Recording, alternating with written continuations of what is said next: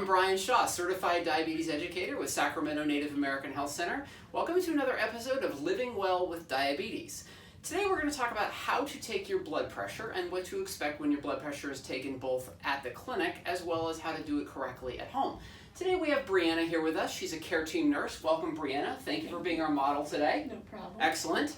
So we're going to talk about, first of all, what to expect when you have your blood pressure taken at your doctor's office. You should know that when you come in, hopefully you're at rest. When you come in, they will have you seated down on the exam table or in a chair with both of your feet flat on the floor. Your hands can be down on your lap, sitting straight up with your back supported by the chair that you're sitting in. And then they will take a blood pressure cuff that's appropriate to the size of your arm, and they'll wrap it around your arm like so.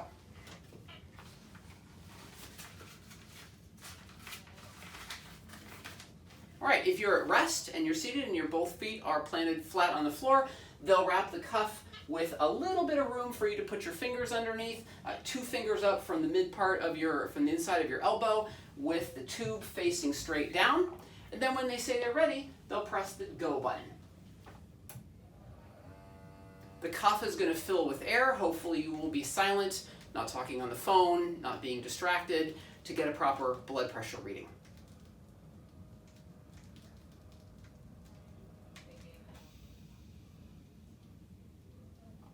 Okay, once the blood pressure cuff is filled with air and the air has come out of it, then the number on the screen that we get will be the number that they write in your chart, and that will be communicated with your doctor so that the doctor can provide the most accurate treatment for you. Thanks, Brianna, for being our model today. No problem. Let's see what happens when you take your blood pressure at home with a blood pressure cuff that you have, a home monitor. To check your blood pressure accurately at home using a home blood pressure monitor, you need to make sure that you are in a quiet environment, not distracted by people talking to you or phone calls, something that's going to be quiet and calm. Make sure that there are batteries in your blood pressure monitor, and make sure that the cuff is attached to the monitor by the tube. Have a seat, sit down in a quiet environment, make sure your bladder is empty. Make sure that you're wearing comfortable, loose-fitting clothing. You need to have access to the upper part of your arm, not covering the interior part of your elbow. Make sure that the sleeves aren't cutting off circulation or aren't too tight on the upper part of your arm. Sit on the ground without your legs crossed, with your feet flat on the ground, making sure that your back is supported by whatever piece of furniture that you're sitting in, that you're not feeling stressed or moving around. And then take the cuff, open it up. Many of them have Velcro. Make sure that the tube is pointing down. Slip it on the arm that will be supported at heart height, and then wrap the cuff around your upper arm, about 2 finger widths above the interior part of your elbow, and make sure that 2 fingers can fit loosely, not so loosely that they move around a lot, but not too tight, underneath the cuff. And then what you want to do is sit quietly, press the start button on the blood pressure monitor, and then let it do its thing. It may take a minute or two for it to pump up and then release the air, and then we'll see what happens. Once your home blood pressure cuff has stopped the process of measuring your blood pressure, make sure that you note the 2 or 3 numbers that appear on the screen and write them in a journal. If your doctor asks you to keep track of your blood pressure, if you take blood pressure medication, or if you take heart medication, or if your doctor just wants you to monitor it, make sure that you write it down in a journal so that you can share it the next time with your doctor.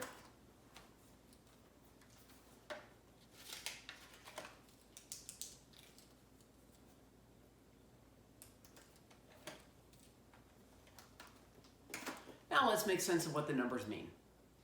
Any of these machines will have at least 2 numbers on the screen, and sometimes up to 4 numbers.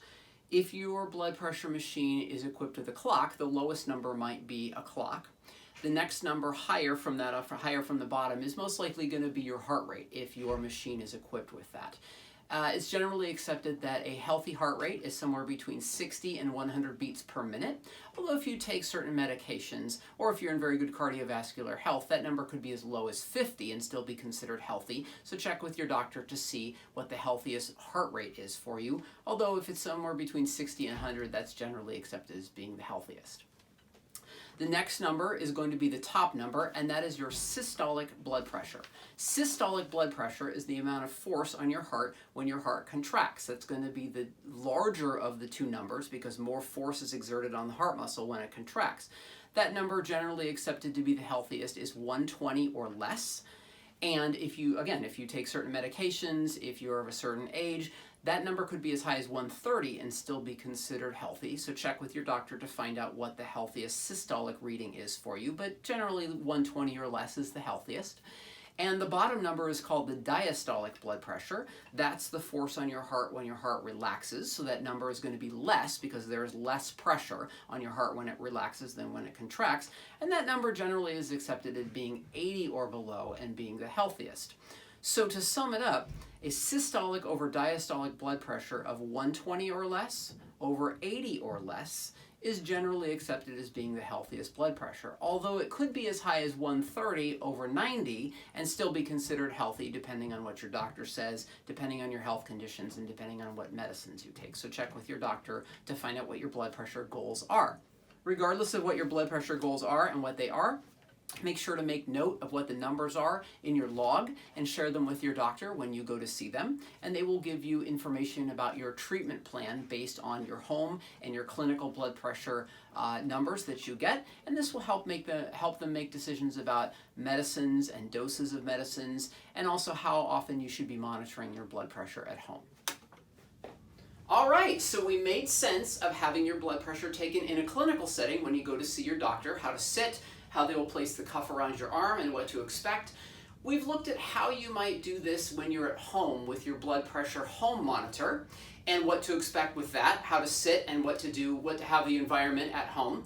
We've also talked about how to make sense of the numbers that you read, both in the clinical setting and with your home blood pressure monitor. And we've come back full circle now to be back in the clinic. So thank you very much, Brianna, for being our model today. Thanks for joining me to figure out how we take our blood pressure and what to expect. And we'll see you next time. Bye-bye.